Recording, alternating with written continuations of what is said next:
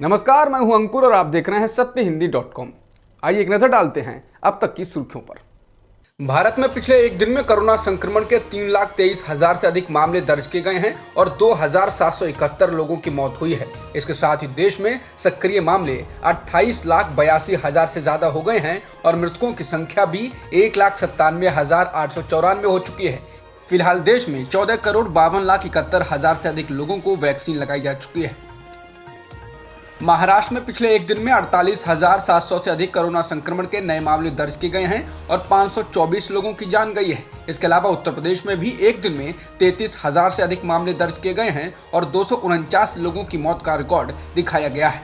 कर्नाटक में भी 29,000 से अधिक मामले आए हैं तो दिल्ली में 20,000 से अधिक कोरोना संक्रमण के मामले आए हैं और 380 लोगों की मौत दिखाई गई है।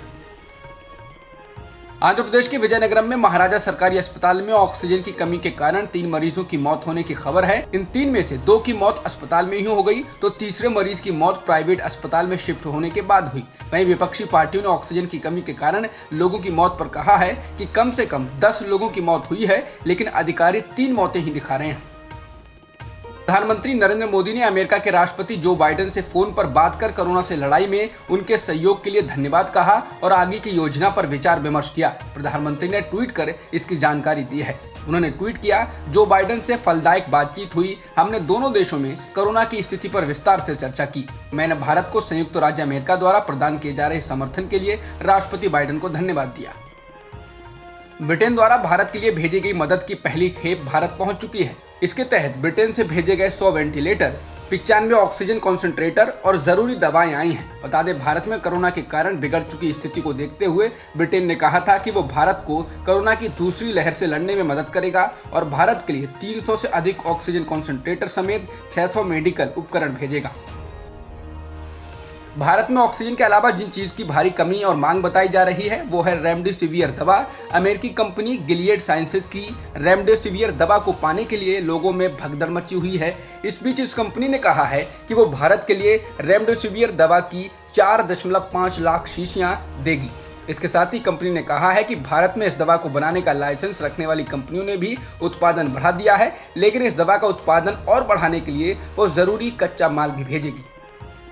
भारत का मुख्य धारा का मीडिया जहां भारत में कोरोना के कारण बनी भयावह स्थिति के लिए सिस्टम को दोषी ठहरा रहा है, तो वहीं विदेशी मीडिया ने इसके लिए खुलकर पीएम मोदी को निशाने पर लिया है। इसी क्रम में ऑस्ट्रेलिया के अखबार द ऑस्ट्रेलियन ने लिखा है कि घमंड, अतिराष्ट्रवाद और नौकरशाही की अयोग्यता की वजह से भारत में यह स्थिति बनी है और ऐसे समय में भीड़ को पसंद करने वाले प्रधानमंत्री आनंद ले रहे थे।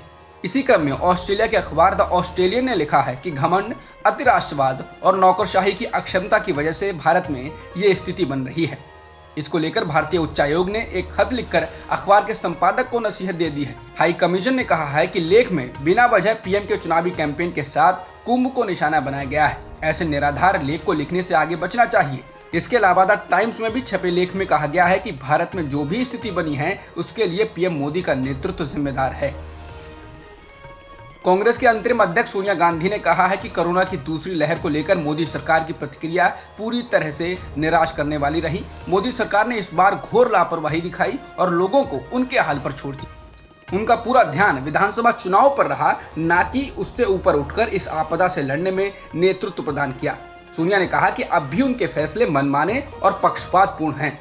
सोनिया गांधी ने कहा कि कोरोना की इस लहर से लड़ने के लिए सरकार ने कोई भी तैयारी नहीं की, जबकि उनके खुद के सरकारी सीरो सर्वे और यहां तक कि विपक्ष लगातार आगाह करता रहा।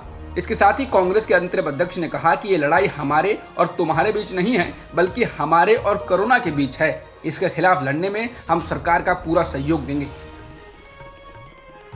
महाराष्ट्र में एक और बीजेपी नेता अब रेमडेसिवियर इंजेक्शन को लेकर विवादों में घिरता नजर आ रहा है। देवेंद्र फडणवीस और प्रवीण दरेकर का मुद्दा अभी शांत भी नहीं हुआ है कि अहमदनगर से बीजेपी सांसद सुजय विखे पाटिल का मामला गरमाने लगा है। सांसद सुजय विखे पाटिल ने 3 दिन पहले सोशल मीडिया पर एक वीडियो जारी किया था। वीडियो में उन्होंने कहा कि अपने संसदीय क्षेत्र की जनता के लिए वे चार्टर्ड प्लेन से दिल्ली गए और अपने रसूखों का इस्तेमाल कर उन्होंने रेमडेसिवियर के 10,000 इंजेक्शन हासिल किए। रेमडेसिविर के 10,000 इंजेक्शन ऐसे वक्त में हासिल करने की बात सबको चौंकाने वाली थी, क्योंकि वर्तमान में देश के तकरीबन हर शहर में इसकी कमी देखने को मिल रही है। जिसके बाद नगर जिले के सामाजिक कार्यकर्ता अरुण कडू चंद्रभान घोगरे, बाला साहब विखे व दादा साहब पवार ने फौजदारी याचिका दायर की।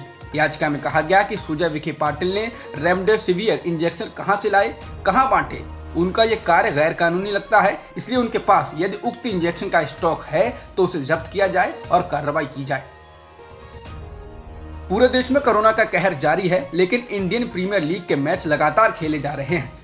पिछले कई दिनों से कोरोना की इस महामारी के बीच आईपीएल के मैच खेले जाने को लेकर सवाल उठ रहे हैं। आलम यह है कि आईपीएल के 14वें सीजन से 2 दिन के अंदर 4 खिलाड़ी अपना नाम वापस ले चुके हैं। नाम वापस लेने वाले खिलाड़ियों में एक भारत के खिलाड़ी हैं, जबकि 3 विदेशी हैं।